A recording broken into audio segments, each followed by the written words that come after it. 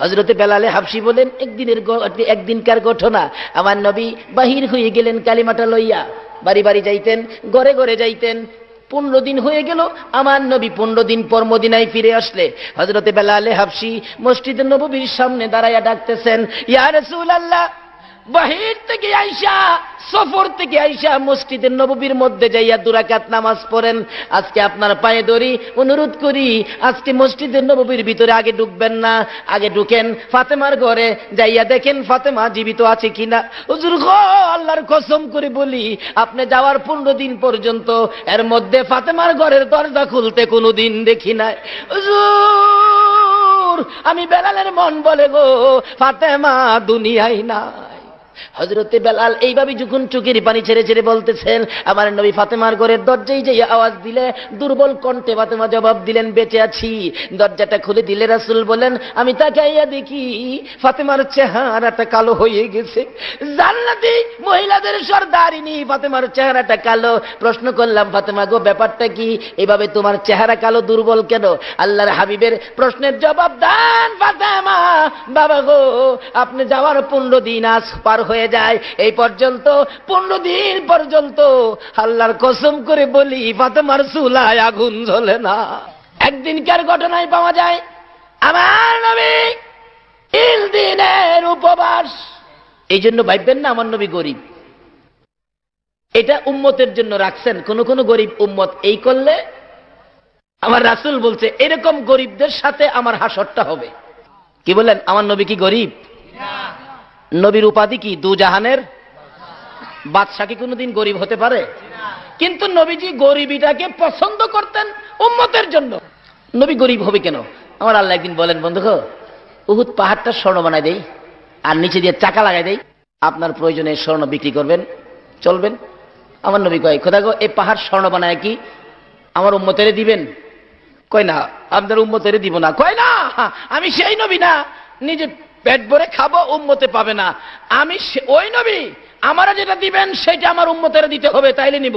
ইয়া রাসূলুল্লাহ, উম্মতকে দেওয়া হবে না। তাইলে আমি এটা নিব না। নবী 3 দিনের পেটের খিদা লইয়া হাঁটতে হাঁটতে যাইতেছে ফাতেমার ঘরের দরজায়।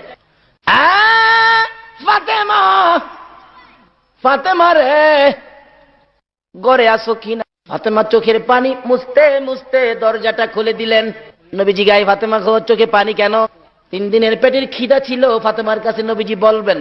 এমন সময় ফাতেমা বলেন, বাবা গো, চোখে পানির কারণ হলো আজকে 4টা দিন পার হয়ে গেছে, আমি ফাতেমার চুলায় আগুন জ্বলে না।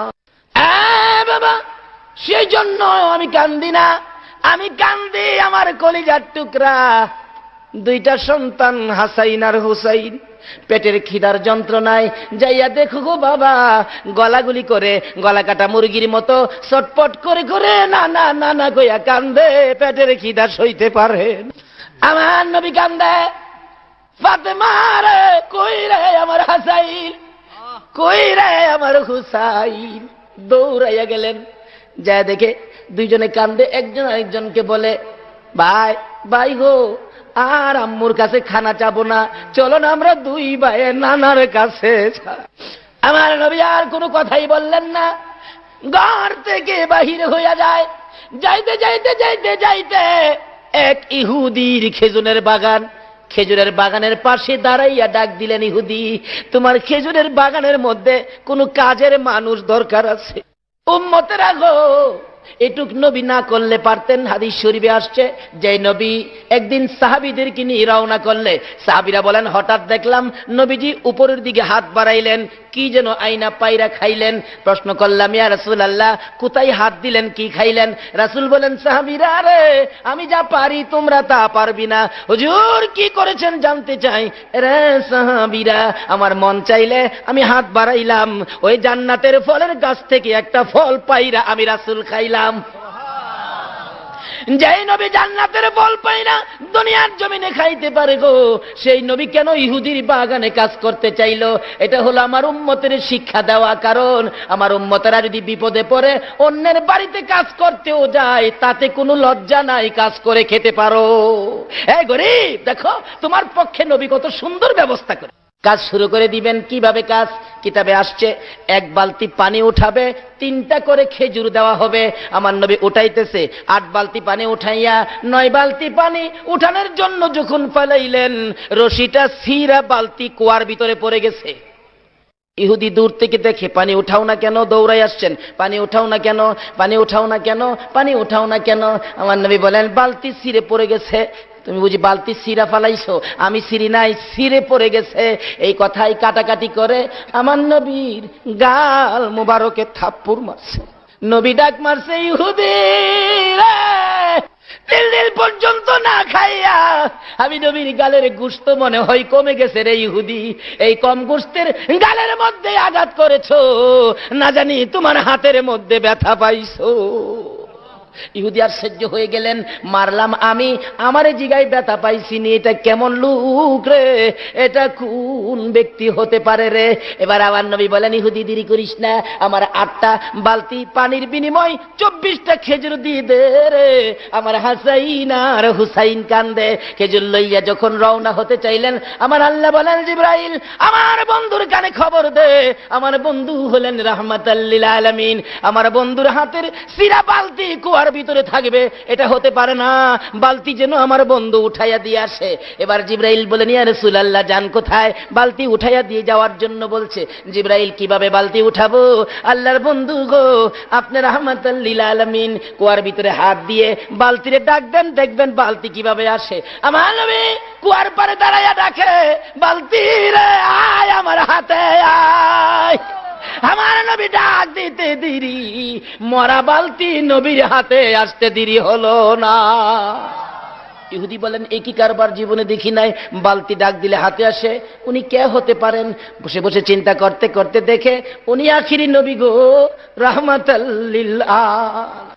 নিজের হাত নিজে কাইটা ফালাইছে। কি করেছো? কার সাথে বেয়াদবি করেছো? বেহুশ হইয়া পড়ে আছে। ব্যবসায়ীরা লম্বা ঘটনা দেখে মাথায় পানি দিলে জ্ঞান ফিরে আসলে প্রশ্ন করলেন, কি ব্যাপার, হাত কাটা কেন? তোমরা আমাকে আখিরি নবীর দরবারে নিয়ে যাও। নিয়ে গেলে রাসূল দেখেন হাত কাটা। বাবা তোমার হাত কাটা কেন? হুজুর বেয়াদবি করেছি, রাসূলের সাথে হাত কাইটা ফালাইছি। হুজুর গো, আমার বেয়াদবির ক্ষমা হবে নি।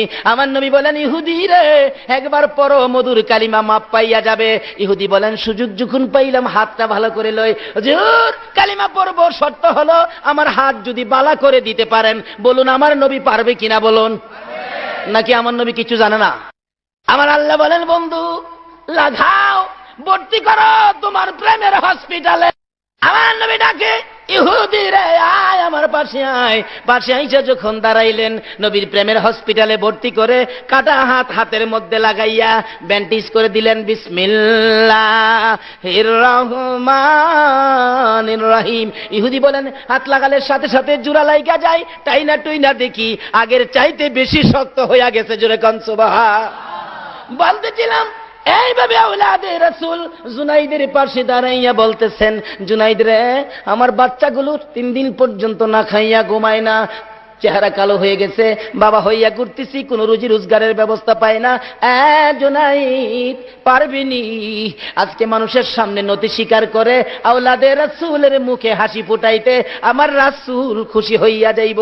জুনাইদের কানে কানে যখন নবীর ভালোবাসা, আওলাদে রাসূলের ভালোবাসার গানটা যখন শুনাইলো, জুনাইদ মাটির দিকে মাথা দিয়া চিন্তা করে কি করা যায়। এমন সময় জুনাইদ বলেন, আমি শুনি মাটির কোণার দাঁড়াইয়া দাঁড়াইয়া আবার রাসূল যেন ডাকতেছেন, জুনাইদ পারবি দি আমার আওলাদের মুখে হাসি ফুটাইতে? ফিরাইস না রে, আমি রাসূলের কলিজায় আঘাত দিস না। জুনাইদ বলেন, কণ্ঠ আমার কানে লাগতেছে। চিন্তা করলাম কি করা যায়। নিজের আমিত্ব, নিজের বাহাদুরি, নিজের বড়ত্ব মাটির সাথে মিশাইয়া নবীর প্রেম আর ভালোবাসার বাজারে বিক্রি করে দিয়ে আওলাদে রাসূলের সাথে কুস্তি শুরু হয়ে যায়। জুনাইদ কুস্তি লড়বে, বাঁশি যখন ফু দিলেন লেফারি, এবার জুনাইদের গায়ে যখন আওলাদে রাসূল আঙ্গুলটা লাগাইলো, চিত হইয়া জমিনে পড়ে গেছে, উঠতে পারে না। লেফারি বলেন, কি হলো? লোকেরা বলেন, কি খেলা হলো? আল্লাহ বলেন, এটাই হবে ফাইনাল খেলা। উঠো, উঠছে, আবার আঙ্গুল ইশারা করলে জমিনে পড়ে গেলে বুকের উপর চইরা বসছে, হয় না, আবার আবার লাগাইলে 3 বার পড়ে গেলে এবার পরাজয় বরণ করেছে জুনাইদ। লোকেরা বলেন বাদশার দরবারে যাও না, এই বাদশা তোমাকে খানা খোরাক দিবে না, বেতন দিবে না। জুনাইদ চোখের পানি ছেড়ে ছেড়ে মাটির দিকে তাকাইয়া নিজ বাড়িতে রওনা হয়। আর উপস্থিত জনগণকে বলতেছেন, সম্মানিত দর্শক মন্ডলী, যেই খেলা দেখার জন্য আসছো, আজকের খেলার মতো কোনো দিন আর খেলা হয় নাই। যাই বলো না বলো, বাদশার দরবারে আর যাইতে পারবা না। জুনাইদ বলেন, জনগণ গো, আমি এই বাদশার দরবারে আর যাইতে চাই না, আমি দুজাহানের বাদশার দরবারে রওনা হয়েছি।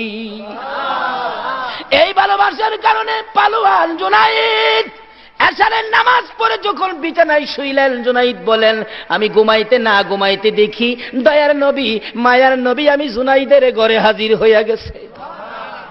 মাথায় হাত বুলাইয়া ডাকতেছে, জুনাইদ রে, আমি নবীর ভালোবাসায় নিজের আমিত্ব বিলীন করে দিয়েছো, নিজের বাহাদুরি বিলীন করে দিয়ে আমার নবী, আমি নবী আওলাদের মুখে হাসি ফোটাইয়া পুরস্কারের ব্যবস্থা করে দিয়েছো, সেই জন্য আমি নবী তুমি জুনাইদকে পুরস্কার দেওয়ার জন্য আসছি। নবী নিজের হাতে জুনাইদের মাথায় পাগড়ি পরাইয়া বলে দিলেন, জুনাইদ রে, আজ তুই পালোয়ান জুনাইদ নয়, আজ থেকে তুই হলে তাজুল আউলিয়া, আউলিয়াদের মাথার তাজ জুনাইদ। জুড়ে জুড়ে কন্যা সুবহানাল্লাহ। একদিনের নবীর ভালোবাসায় জুনাইদ ওলি হইয়া যায়। এই নবীর ভালোবাসা ব্যতীত আল্লাহর ওলি হওয়া যায় না। শুধু এই নয়, নবীর ভালোবাসায় আরো কত কি পাওয়া যায়। হাদিস শরীফ খুলে দেখুন, হাদিস শরীফে আসছে, হযরত আব্দুল্লাহ বিন খুযাইফা নামে নবীর এক আদরের সাহাবী ছিলেন। নবীরে কেমন ভালোবাসতো, বিয়ের দিন রাত্র 12টা প্রায় বাইজা গেছে, নবীজি চিঠি দিয়া পাঠাইলেন খুযাইফার কাছে, চিঠিখানি নিয়ে দিবে।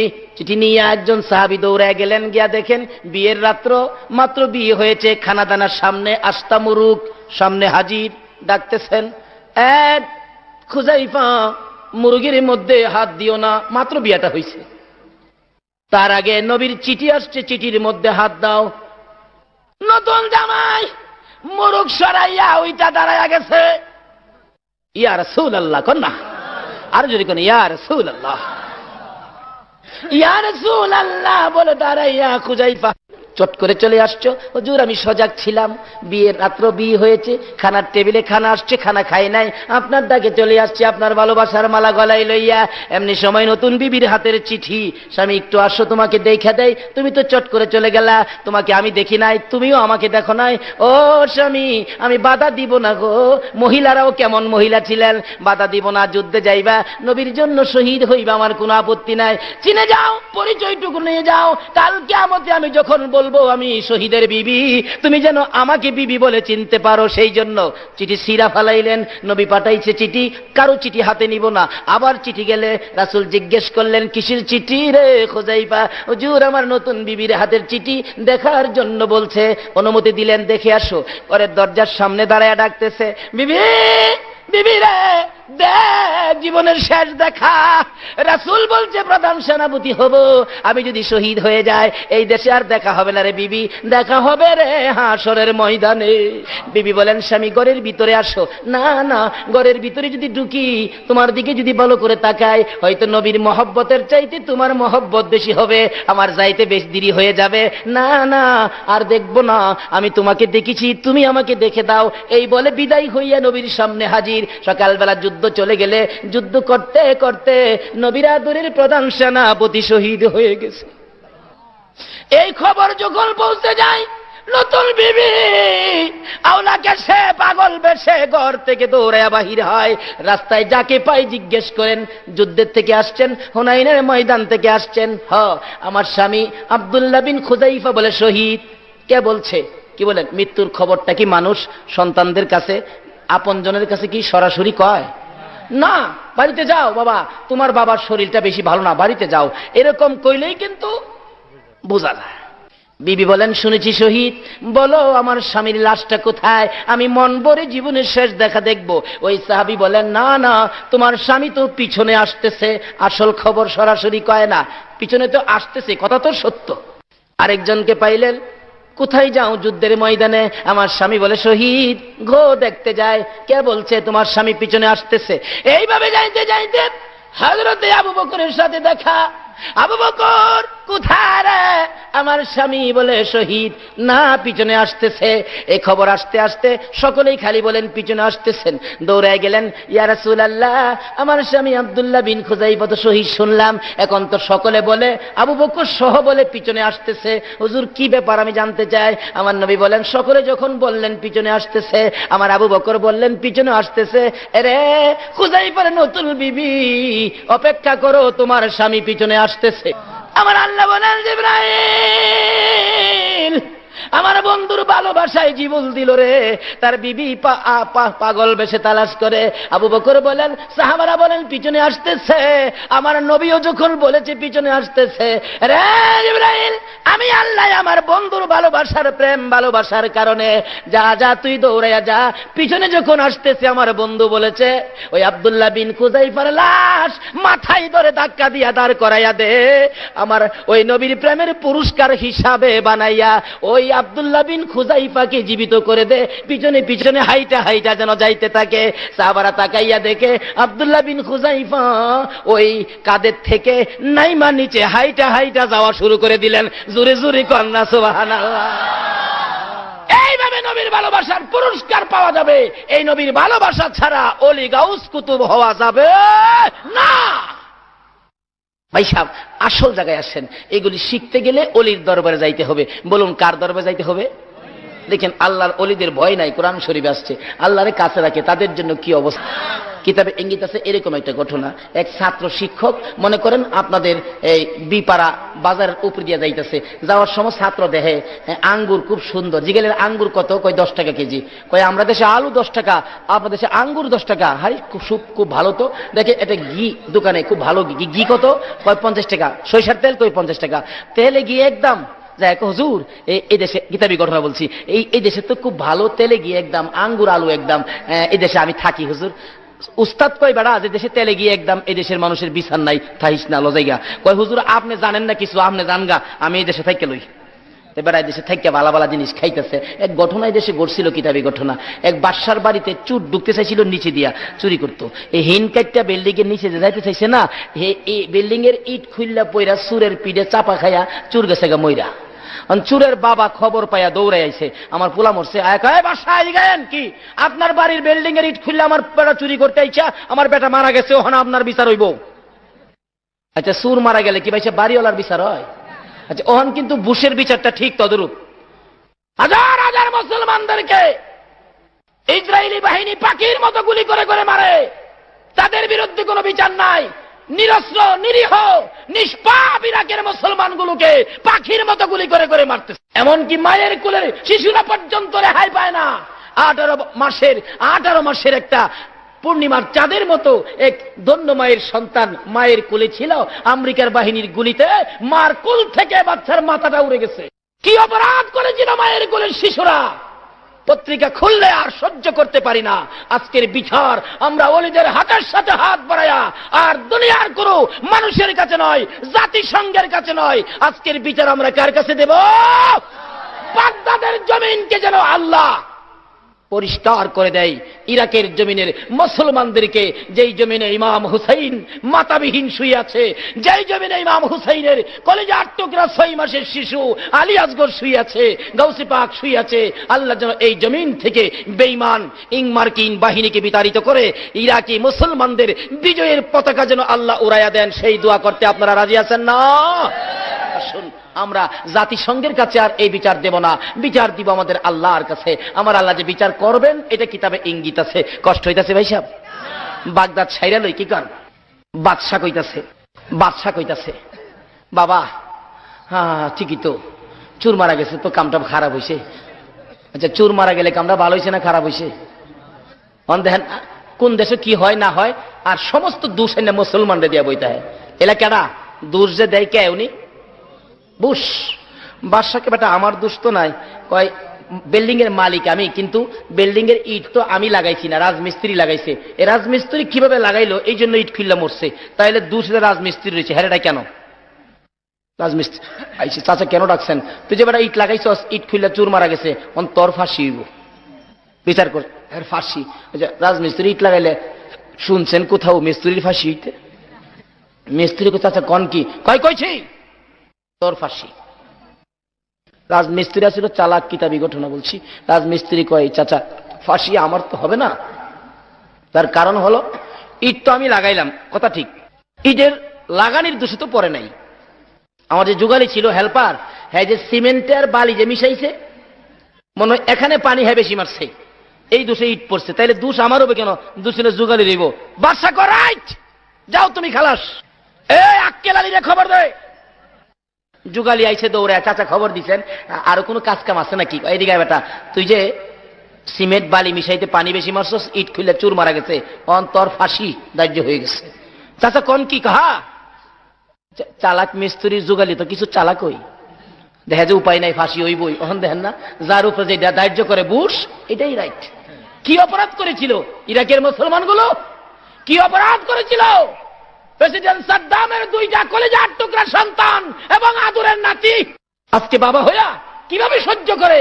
এরপরও পত্রিকায় দেখেছি সাদ্দাম বলেছে, আমার দুইটা পুত্র কেন, আল্লাহ যদি আমাকে 100 পুত্র দিত, আজকে ইরাকের মাটি পবিত্র ভূমি মুক্তি করার জন্য 100 ছেলেই আমি দিয়া দিতাম আল্লাহর রাস্তা।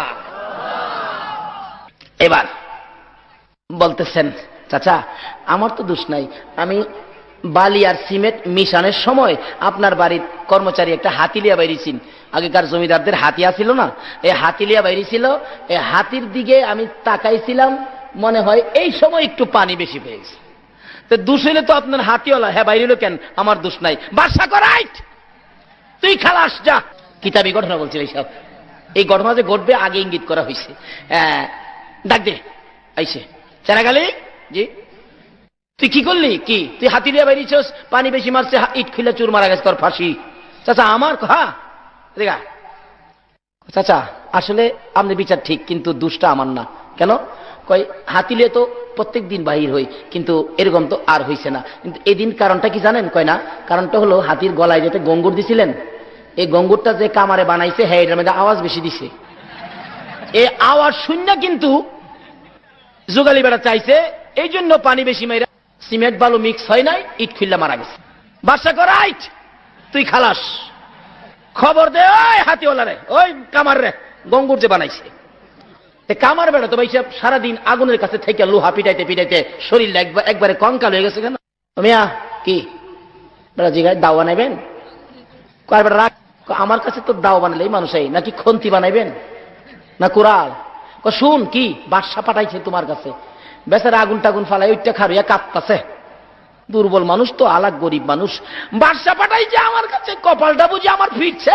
তো বাদশা কইছে যাইতেন, দৌড়ে বাড়ির ভিতরে গেছে, বিবি বিবি গো আমার ভালো ভালো কাপড় টাপড় গুলো খুইলা দে। বাদশা বলে কইছে আমারে চাইতাম, কপালটা ফিরছে, আর লোহা পিটাইতে হবে না, আগুনের কাছে বসতে হবে না, ভালো ভালো কাপড় টাপড় পইরা বেটা দৌড়ে গেছে। বাদশা আমাকে কেন ডাকছেন? আমি তো আপনার ডাকে হাজির। কয় তুই গঙ্গুট বানাইছিস বেটা, আওয়াজ বেশি দিছস, অহন চুর মারা গেছে, তোর ফাঁসি।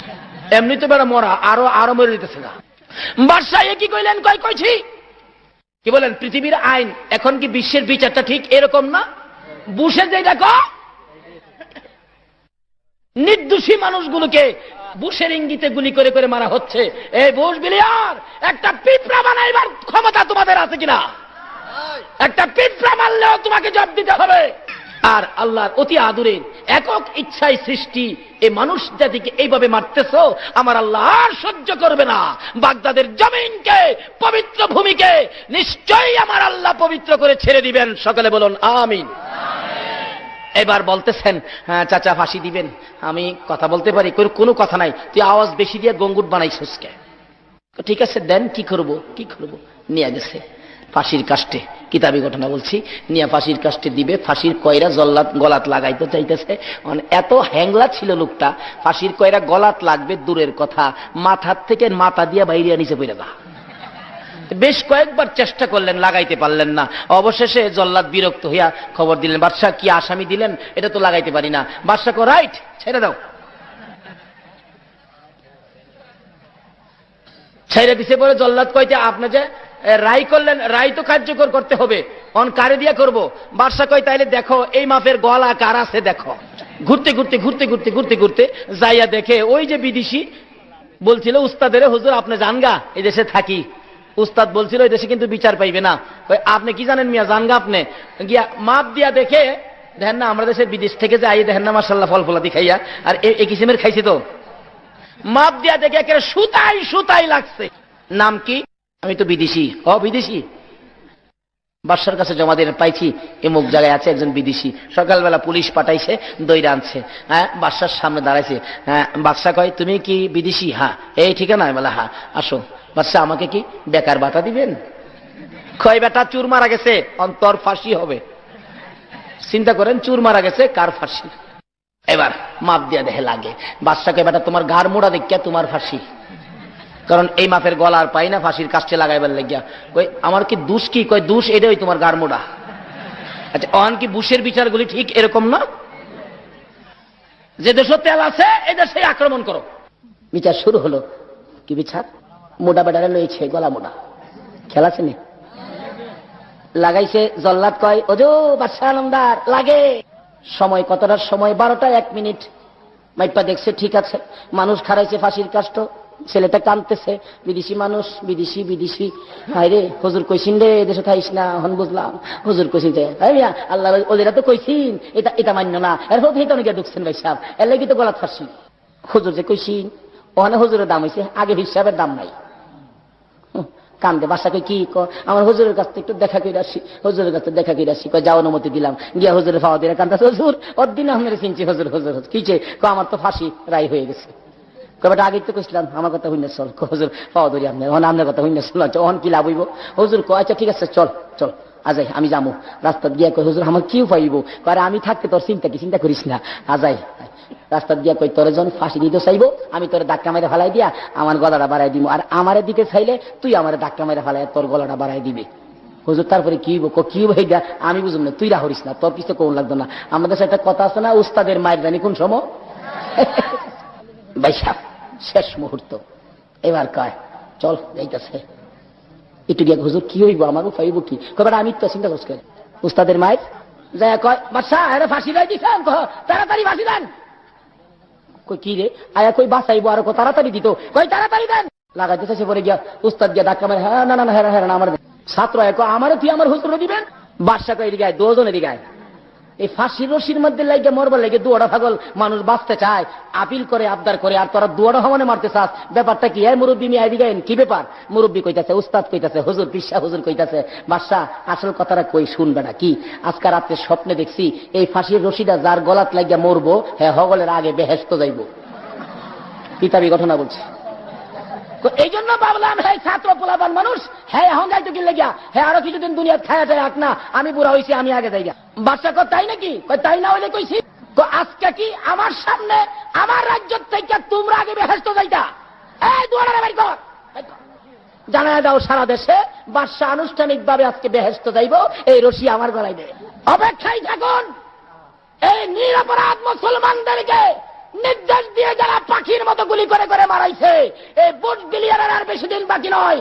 বিচারের ধার্য, বিচারের রায় হয়ে গেছে, একদিন বেশি দিন আর বাকি নয়। সমস্ত পৃথিবীর মানুষ মিলে রায় করবে বুশ বিলিয়ারের গলায় ফাঁসি। এই বিচারটুকু দেখার দরখাস্ত আল্লাহর দরবারে করতে রাজি আছেন কিনা? আজকে আমরা এই দরখাস্ত করব। এই পবিত্র ভূমি মক্কার পরেই তো মদিনা, মদিনার পরেই তো বাগদাদ। আজকে এই বাগদাদের ইজ্জত আল্লাহ যেন রক্ষা করেন। এই বাগদাদের পবিত্র ভূমিকে পবিত্র করে ইং মার্কিন বেঈমান বাহিনীকে বিতাড়িত করে বিজয়ের পতাকা যেন মুসলমানদের কলিজা যেন ঠান্ডা করে দেন। সকলে বলুন আমিন। আজকে তাদের জুলুম অত্যাচারে কত সন্তান হারা মা রাস্তায় রাস্তায় ঘুরছে, বাবা বাবা করে কত সন্তান মা বাবা হারা রাস্তায় কান্দে, কান্দার শোনার মানুষ পর্যন্ত নাই। কি অপরাধ করেছিল? আসুন আমরা নবীকে ভালোবাসি, ওলিদের পক্ষে থাকি, আল্লাহকে কাছে রাখি। আল্লাহ বলছে তোমরা আমাকে কাছে রাখো, তাহলে আমি যে কাছে, এটা যদি তোমাদের সাথে থাকে তোমরা ওলি হইতে পারো। কিন্তু বলছিলাম যে গাউসে পাকের ঘটনা, এই বাচ্চার সময় এক মহিলা গিয়া বলছে, হ্যাঁ যাইতেছে গাউসে পাকের বাবার কাছে। খেয়াল আসেনি কথাটা? গাউসে পাক রাস্তার মধ্যে ছিলেন, বাচ্চা মানুষ তো, কানতে কানতে মহিলা, হুজুর আমার পেটের বাচ্চাটা কি হবে? আমার স্বামী বলছে যদি বাড়িতে 6টা মেয়ে, এটা যদি মেয়ে হয় তাহলে আমার তালাক দিবে। আল্লাহ নবীর চোখে চায় দেখে, মা তোমার পেটের বাচ্চারা তো মেয়ে ওই দেখা যা। কানতে কানতে যাইতেছে রাস্তার মধ্যে গাউসে পাক বাচ্চা।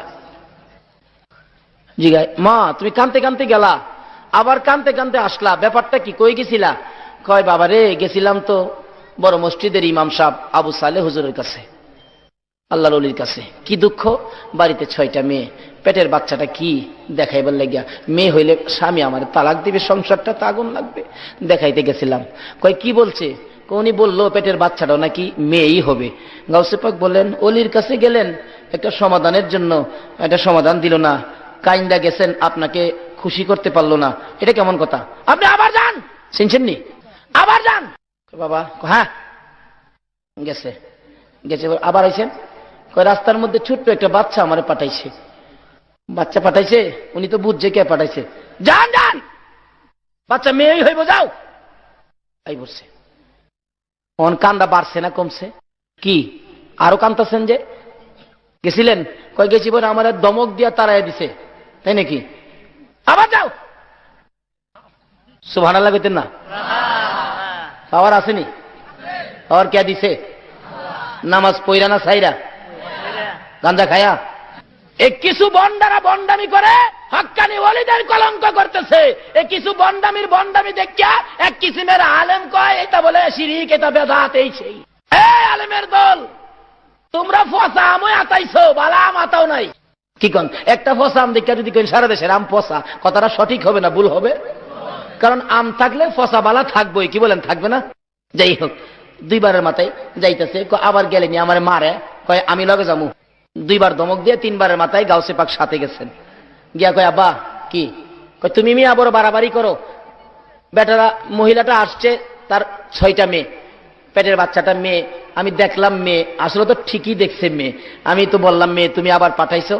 হ্যাঁ আব্বা আমি পাঠাইছিলাম, অলিদের কাছে আইসা যদি মানুষ শান্তি না পায় আর যাইব কই? অলিদের কাছে আইসা যদি মানুষ সমাধান না পায় আর যাইব কই? মুসা নবীর আমলে এক পাগল ছিলেন, জুন্নুন পাগল, মতান্তরে অন্য নামও হতে পারে। এক মহিলার সন্তানাদি নাই, তুর পাহাড়ে যাইতেছে মুসা, পিছনে ডাই, হুজুর তুর পাহাড়ে যাইবেন, কহ আল্লাহর সাথে কথা কইবেন বলে। তো জিগাইছে আল্লাহ রে, আমার সন্তানাদি হয় না কেরে? মুসা জিগাইছে আল্লাহ, সন্তানাদি হয় না কেরে? আল্লাহ কয় মহিলার বাজেট নাই। পরের দিন কই দিছে, তোমার সন্তান হবে না, বাজেট নাই। আচ্ছা, আল্লাহ বাজেট না করলে আর কই বাজেট করাবার ক্ষমতা আছে? এসে পড়ছে। আরে পাগলা ঘুরে আর ডাহে, 1 রুটি 1 লারকা, 2 রুটি 2 লারকা, 3 রুটি 3 লারকা। বেটি কয় এদিকে রুটি খাইবি? হ্যাঁ দিছে, রুটি খাইয়া কয় একটা ছেলে দেলাইস, আরেকটা খাইবি? কয় দে। আরেকটা খাইছে, খায়া কয় 2টা দেলাইস। কয় কেমনে দেখেন না? এটা মুসা নবীর উম্মত। আচ্ছা, মুসা নবীর উম্মতের পাওয়ার বেশি না আখিরি নবীর উম্মতের পাওয়ার বেশি? আরে আখিরি নবীর উম্মতের পাওয়ার মুসা নবীর উম্মতের সাথে হইতে পারে। হাদিস শরীফ খুলে দেখুন না, রাসূল বলছেন উলামা ও উম্মতি কা আম্বিয়াই বনি ইসরাইল, আমার উম্মতের মধ্যে উলামাগণ বনি ইসরাইলের সম্মানী পয়গাম্বরদের মতো পাওয়ারফুলি। তাইলে পয়গাম্বরের মতো উম্মতের মতো হবো কেন? নারায়ে তাকবীর, আল্লাহু আকবার, নারায়ে রিসালাত। জন্নুল পাগল বলেন 2টো ছেলে দিয়া দিস। মহিলা বলেন আরেকটা রুটি খাবি নিরে পাগল? খাবো, আরেকটা দে। খায়া কয় 3টা ছেলে দিয়া দিস। গেছে গা। সময় মতো সিরিয়াল মতো 3 ছেলে হলে একদিন মুসা নবীকে দেখে ডাক দিলেন, মুসা নবী দিগায়েন আপনি কি কইলেন? আর আপনারা আল্লাহ বা কি কইল বুঝি না, আপনারা বুঝি মিশা কথা শিখছেন। কিছে আপনার আল্লাহ না কইছে, আপনি কইছেন আমার ছেলে নাই, 3 ছেলে দি। কই লালু কালু ফালু কই, এদিকে আয়। 1 2 3, 1 2 3, উল্টা গনে একবার, বাউ গনে একবার। দেখছেন মুসা কয় খোদা গো একই ব্যাপার, একই ব্যাপার আপনারা কইছেন। কয় কইছি, তো ছেলে দিলেন কে রে? কই মুসা রে এমন এক পাগলে ধরছে রে, বাজেট নাই, বাজেট করতে হইছে। আরে আগের খেলার প্লেয়ার যদি এত বড় বাজেট করাইতে পারে, তাহলে বিশ্বকাপের খেলোয়াড়ের বাজেট কত বড় হবে? মুসা বলে এটা কেমন কথা গো, বাজেট নাই, বাজেট করলে এটা কেমন? পাগল কে এত পাগলামি করেছে? আমি দেখতাম যদি। আল্লাহ কয় মুসা রে কি আমার একটা মানুষের গোশত নিয়ে আস, একটা টুকরা গোশত নিয়ে আসো। একটা ব্যাগ দিলেন, ছুরি দিলেন, ঘুরে যারে পায় আক্কেল আলী মিয়া 1 টুকরা গোশত আল্লাহ চাইছে। মুসা নবী মাথাটা বুঝি খারাপ হইছে, আল্লাহ কি জীবনে গোশত খায়? যাই কয় খালি কয় পাগল, মাথা খারাপ, সারাদিন ঘুরলো পাইল না। সন্ধ্যার সময় দেখে পাগল ঘুরে 1 রুটি 1 লারকা।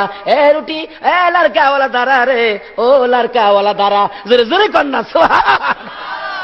এ লারকাওয়ালা তারা কি এর লারকা করস, কি এর রুটি করস? আমার আল্লাহ কইছে এক টুকরা গোশতের দরকার, মানুষের গোশত, তুই দিবি কিনা ক। ওই জন্য পাগল বলেন, এ মুসা তোর আল্লাহরে জিগারে কোন জায়গার গোশত পছন্দ করে? তোর আল্লাহরে জিগা, তোর আল্লাহরে। সুবহানাল্লাহ বলেন। মুসা রে তোর আল্লাহরে জিগারে কোন জায়গার গোশতটা দিলে খুশি হবে? আরে একখানতে দে, সারাদিন ঘুরছি, বিরক্ত হয়েছি, দে ছুরি দাও। ছুরি লইয়া এখান থেকে দিলেন, এখান থেকে দিলেন, এখান থেকে দিলেন, এখান থেকে দিলেন, এখান থেকে দিলেন, এক থলি বইরা গোশত দিলেন। মুসা রে সমস্ত শরীর থেকে টুকরা টুকরা করে গোশত দিলাম, তোর আল্লাহ যেখানের গোশত পছন্দ লাগে বলি সেখানের গোশতটা খাইতে। মুসা কয় তাড়াতাড়ি দে, লইয়া খালি ঘুরছে যাইব। আল্লাহ কয় মুসা পাইছসনি গোশত, পাইছসনি? আমি আল্লাহর কথা শোনা মাত্র যেই পাগল সারা শরীর থেকে টুকরা টুকরা গোশত খুলে আমি আল্লাহরে দেয়। মুসা তোর শরীরে কি গোশত ছিল না রে মুসা? তুই তো পারলি না এক টুকরা গোশত দিতে। যেই পাগল আমি আল্লাহর কথা শুনে টুকরা টুকরা করে গোশত সারা শরীর থেকে খুলে খুলে দেয়, ওই পাগলে একটা কেন, দুইটা, তিনটা কেন? ওই পাগলে যদি আমি আল্লাহর কাছে কোনো জিনিস আবদার করে রে, বাজেট না থাকলেও বাজেট করে আমি দিয়া দিতে রাজি। বলতেছিলাম মুসা নবীর উম্মত শুধুমাত্র টুকরা টুকরা গোশত দেয় গো, আখিরি নবীর উম্মত নিজের কলিজা খুইলা দিয়া দেয়। হাদিস শরীফে আসছে, অনেক মজার লম্বা ঘটনা, যাইতে পারবো না, সময় নাই। কেন দিবে না আমার আল্লাহ? গাউসে পাক বলেন, বাবা গো আমি পাঠাইলাম আপনি আল্লাহর ওলি, আপনার কাছে আসার পরে যদি সমাধান না পাই আর কোথায় যাবে? আপনি যে ধমক দিয়েছিলেন, দ্বিতীয়বার আসা, প্রথমবার আসার পরে আপনার ধমকে তাকায়া দেখেন, আপনার ধমকে পেটের মেয়েটা ছেলে হয়ে গেছে। দেখেন বাবা, দ্বিতীয়বার পাঠাইলাম, আবার যখন ধমক দিয়েছিলেন বাড়ির 6টা মেয়ে ছেলে হয়ে গেছে গো বাবা।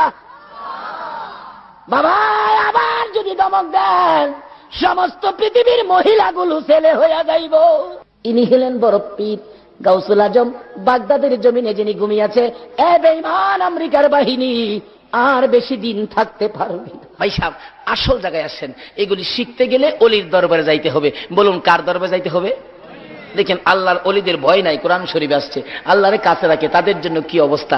একবার একটা ঘটনা হয়েছিল। কি ঘটনা? এই জুনাইদ বুগদাদি রহমতুল্লাহ যখন পালোয়ান ছিলেন, তার সাথে তার বন্ধু ছিলেন। বন্ধুরা ছিল খ্রিস্টান।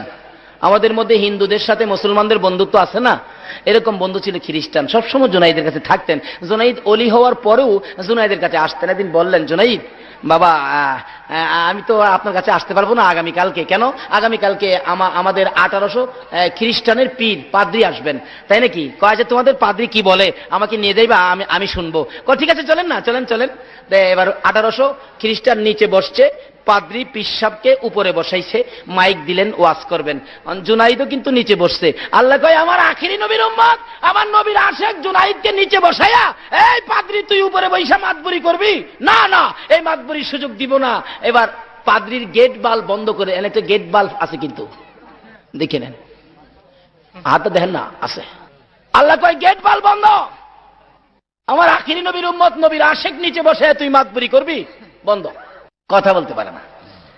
আধা ঘন্টা পার হয়ে গেল, কথা বলতে খালি ডুব গিলে।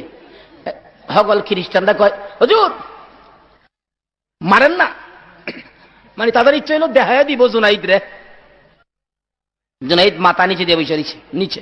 অবশেষে পাদ্রী জিগায়, এখানে কি কোনো আখিরি নবীর উম্মত আছে, নবীর আশেক কোনো ব্যক্তি এখানে আছে?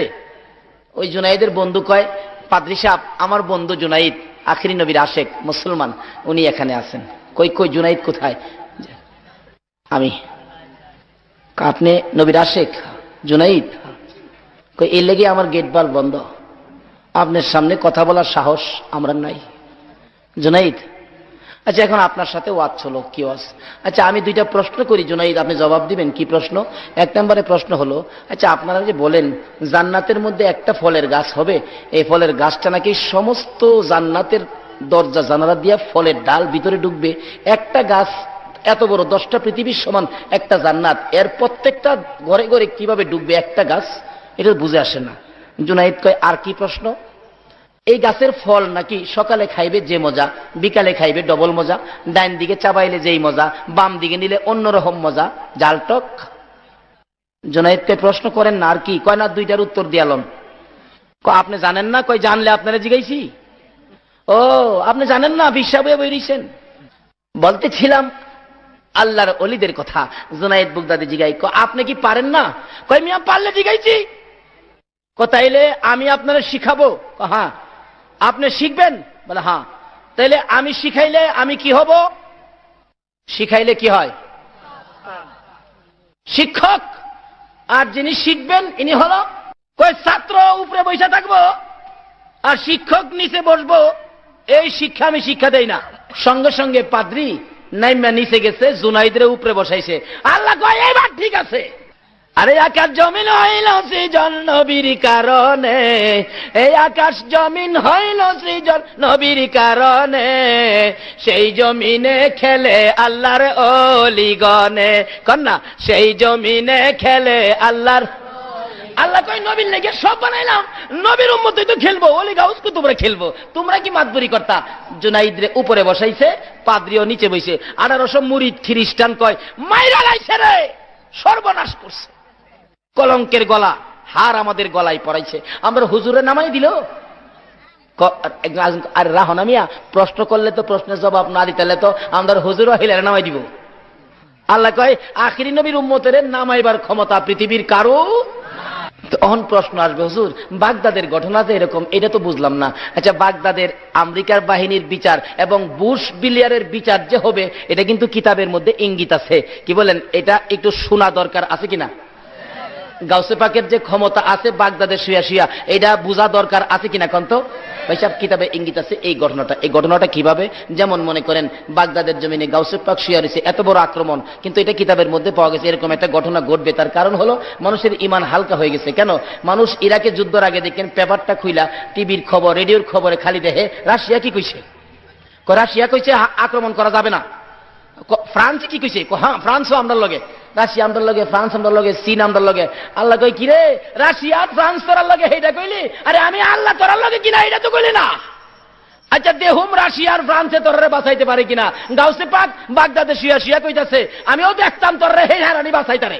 নবীকে মহব্বত করে জুনাইদ বাগদাদি ডাইরেক্ট ওলি হয়ে গেছে। ওলিদের সাথে এটা বিস্তারিত আলোচনা করা গেল না। নবীর মহব্বত, ওলিদের সাথে সম্পর্ক রাখেন, রাস্তাটা খুঁজে আপনিও পাবেন, আমরাও পাবো। একটা ওলির মা হতে পারবেন, একটা ওলির বাবা হতে পারবেন। আল্লাহ আমাদেরকে সেই বুঝ দান করুক। সকলে বলুন আমিন। আসেন একটু দুরূদ সালাম মদিনা পাঠায় দোয়া করি। ইয়া নবী সালাম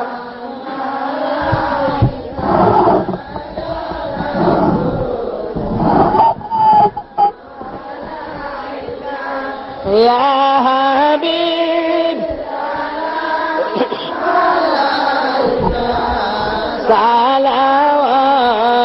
সালাওয়াতুল্লাহ দরদি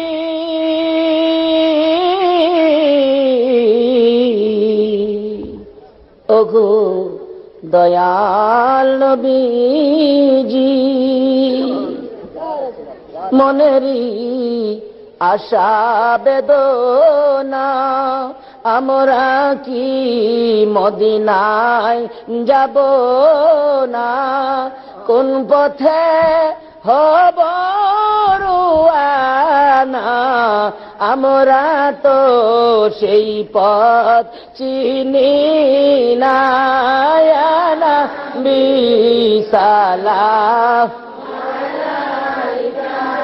ইয়া রাসূল সালাম আলাইকা ইয়া হাবিব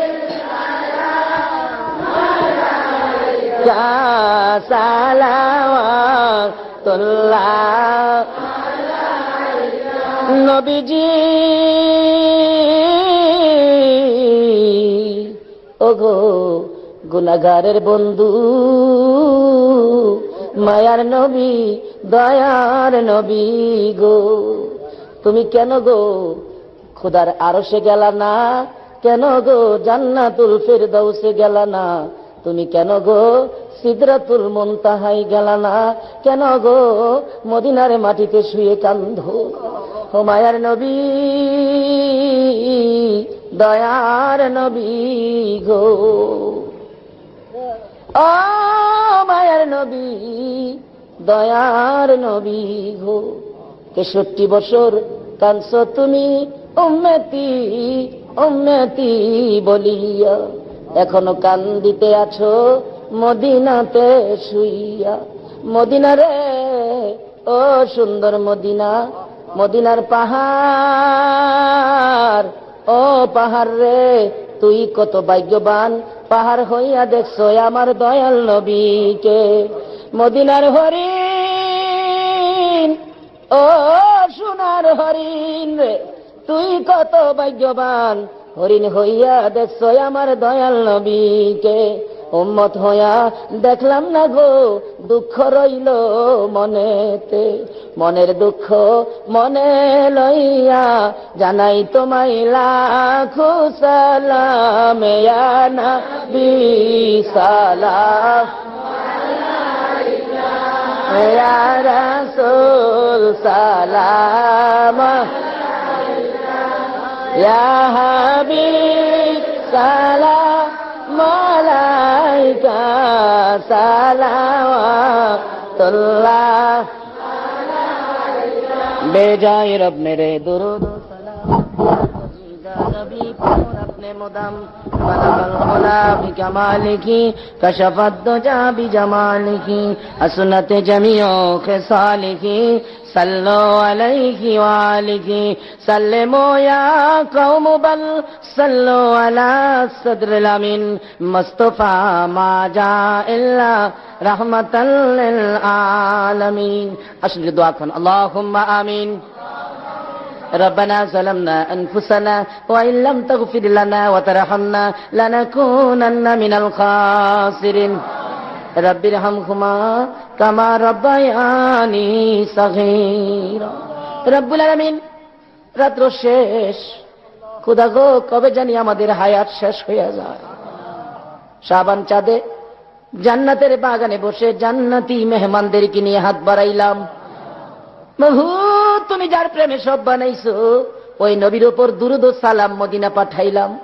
আমাদের দুরূদ ও সালাম গুলো পাখির মতো উড়াইয়া উড়াইয়া নবী পাকের রওজায় পৌঁছাইয়া দাও। মাবুদ, খাস করে এই অলির দরবারে একটা রাত্র শেষে আমরা যারা হাত বাড়াইছি, আল্লাহ গো দেখো তোমার বান্দারা ভিক্ষুকের মতো বসে রয়েছে। দুনিয়ায় যারা ভিক্ষা করে বাসন নিয়ে বসে থাকলে পয়সা পায়, টাকা পায়, আমরা যে তোমার দরবারের ভিক্ষুক হইয়া হাত বাড়াইলাম, তুমি আমরা রে কি দিবা গো আল্লাহ। মাবুদ, জানি না কবে জানি এই দুইটা হাত আর বাড়াইতে পারবো না, কবে জানি এই দুইটা হাত কাফনের ভিতরে ঢুইকা যায়, কবে জানি দোকান বন্ধ হয়ে যায়, কবে জানি অফিসে কালো নিশান উড়াইয়া দেয়, কবে জানি মাইকে জানাজার খবর শুনাইয়া দেয়, কবে জানি কার সন্তানেরা এতিম হইয়া যায়। মাবুদ গো, এতিমের ঘটনা বলতে গেলে আমার কলিজা মানে না। আমার বড় ভাইয়ের 5টা বাচ্চা এতিম। গত রমজানের করুণ দৃশ্য, কার একটা বাচ্চা ছেলে জানি নতুন জামা পরে হাঁটতেছে। আমার 5 বছরের ছোট্ট ভাতিজাটা দেখে জিগায়, এই জামা তোমারে কে কিনে দিছে? আমার আব্বু। আমার ভাতিজাটা কয়, তোমার আব্বু আছে? চোখের পানি সাইরা দিছে। ওই ছেলেটা জিগায়, তুমি কাঁদো কেন? আমি কাঁদি, তোমার আব্বু কত সুন্দর জামা কিনে দিছে। বাইরে আমার আব্বু না, আমার মা বলেছে আমরা বলে এতিম হয়ে গেছি। কান্দি, ঈদে নতুন জামা কে কিনা দিব? তার মা কান্দার আওয়াজ শুনে দৌড়ে আসছে, বাবা কেন কান্দো? মাগো এত নতুন সুন্দর জামা দেখছনি, তার আব্বু বলে কিনা দিছে। আমরা যে আব্বু নাই, জামাই আমরা কে কিনা দিব? মা গো, আমার আব্বুর কবরের পাশে নিয়ে যাও না, আমি আমার আব্বুরে বলবো আমার জামা কিনা দিয়া যাও। তার মা কান্দে, মাবুদ গো কি আগুন লাগাই। অবশেষে মা ধৈর্যের সহিত বুঝাইতেছে, বাবা কান্দিস না, তোর কাকারাই তো তোর জামা কিনা দিব। ওই দিন আমি বাড়িতে ছিলাম, দৌড়া যাই, আমার সামনে দাঁড়াইয়া 2টা ভাতিজা কান্দে, কথা বলতে পারবে। জিগাইলাম বাবারা রে কেন কান্দো গো বাবা? একটা কয় কাকা আমরা যে বাবা নাই গো, আমরা ঈদের কাপড় কে কিনা দিব গো কাকা? আমরা ঈদের কাপড় কিনা দিবেনলি কাকা গো, জামা কিনা দিবেনলি? আমি চোখের পানি রাখতে পারতেছিলাম না। ওই দিন বাজারে যাইয়া আগে তাদের জামাগুলো কিনলাম। তারা বিশ্বাস করে বাড়িতে আসতে রাত্র প্রায় 10টা বাইজা গেছে। আইসা দেখি এখনো ঘরের দরজা খোলা দেখা যায়।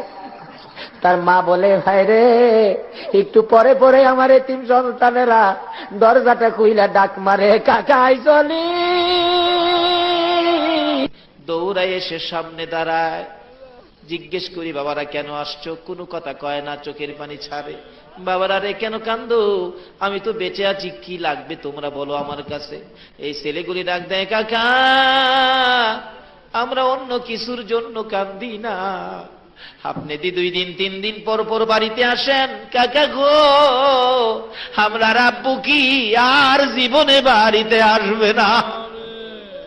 হ্যাঁ মাবুদ, এইভাবে কবে জানি কার সন্তানেরা এতিম হয়ে যায়, কবে জানি কার জীবনের শেষ গোসল হয়ে যায়, কবে জানি জীবনের শেষ বিদায়ের অনুষ্ঠান হয়ে যায়। ওই দিন আসার আগে আমরা যারা হাত বাড়াইছি গো আল্লাহ, দেরি করো না, ফিরাইও না, ঘুরাইও না। এই মুহূর্তে আমাদের সকলের জীবনের গুনাহগুলো ক্ষমা করে দাও। ক্ষমা করছো নি গো আল্লাহ? ডাক দেন না আল্লাহ, হে আল্লাহ জীবনের গুনাহ ক্ষমা করছো নি। দুনিয়ায় দেখি সন্তানেরা অপরাধ করলে মা বাবা দমক দেয়, বাড়িতে জায়গা দিব না। রাত্র গভীর হয়ে যায়, ঘরের কোনায় যাইয়া ডাক মারে, মা মা গো মা, মা দুরুদি। অপরাধী সন্তানের জন্য হারিকেনটা লয়া দৌড়াইয়া বাহির হয় রে। মায়ের মতো দুরুদি যদি ও অপরাধী সন্তানের জন্য হারিকেন লয়া দৌড়াইয়া বাহির হইতে পারে গো, তোমার যে 99 ভাগ দয়া আছে, আমরা যে দয়ার সামনে মাফের জন্য কাঁদতেছি গো আল্লাহ, তোমার কি মায়া লাগে না? ফিরাইও না, ঘুরাইও না। কার জীবনে কত গুনাহ হিসাব জিগাইও না। এই মুহূর্তে আমাদের সকলের জীবনের গুনাহ ক্ষমা করে দাও। ইয়া আল্লাহ, জীবনের গুনাহ মাফের আসার দরখাস্তের পর আর একটা দরখাস্ত করি, তুমি কিন্তু রাগ হইও না।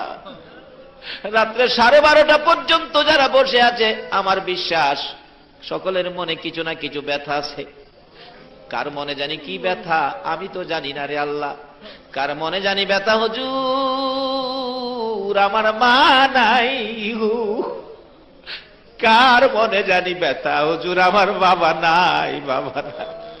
কার মনে জানি ব্যথা, হুজুর আমার মাও নাই, বাবাও নাই। এ মা বাবার অভাবী হইয়া কে জানি 2টা হাত বাড়াইছে রে আল্লাহ। এই হাতগুলি তুমি কেমনে খালি ফিরাইবা? মাবুদ গো, ওই সকল মা বাবার পক্ষ থেকে ক্ষমা চাই, তাদের কবরগুলো জান্নাতের বাগান বানাইয়া দাও। মাবুদ, মা না থাকলে সন্তানেরা যে কত কান্দা কান্দে রে। এতদিন খালি বলতাম, এখন নিচেও ভুক্তভোগী। ঈদের দিন সকালবেলা কান্তিছি, কার পায়ে সালাম করে ঈদগাই যাব, পাই না মার পাও। বাবা তো হজে গেছে, বাবার পাও পাই না। মায়ের অভাবী, বাবার অভাবী যারা কান্দে রে আল্লাহ, আর দেরি করো না। ওই সকল মা বাবার কবরগুলো জান্নাতের বাগান বানাইয়া দাও। ইয়া আল্লাহ, আমার মায়ের কবর জান্নাতের বাগান বানাইয়া দাও। আমার বাবাকে হায়াত বাড়াইয়া দাও। মা বাবা যার দুনিয়াতে আছে হায়াত বাড়াইয়া দাও। মা বাবা কেমন জিনিস বুঝার তৌফিক ছেলে মেয়েদেরকে দান করে দাও গো আল্লাহ। ইয়া আল্লাহ, দাদা দাদি, নানা নানি, শ্বশুর শাশুড়ি, আলিয়া আওলাদ, বংশধর, ময় মুরব্বী, পাড়া প্রতিবেশী, কান্দানবাসী, মহব্বতী যারা কবরে গো, সকলের কবর জান্নাতের বাগান বানিয়ে দাও। মাবুদ, এই এলাকার জমিনের নিচে যত মোমেন মোমেনাত ঘুমিয়ে আছে, সকলের কবর জান্নাতের বাগান বানিয়ে দাও। ইয়া আল্লাহ, আমাদের সকলকে নেক হায়াত বাড়াইয়া দাও। আমাদের মধ্যে যারা নামাজি, নামাজ কবুল করে লও। যারা নামাজ পড়ে না, নামাজের বুঝ দান করে দাও। যারা বিমারি, বিমার সেবা করে দাও। আমাকে সহ সকল বিমারিকে সেবা করে দাও। যতগুলো দরখাস্ত করলাম মাহফিলের উসিলাই, দুরুদের উসিলাই, জিকিরের উসিলাই, মুহাম্মাদুর রাসূল সাল্লাল্লাহু আলাইহি ওয়াসাল্লাম। আসসালামু আলাইকুম।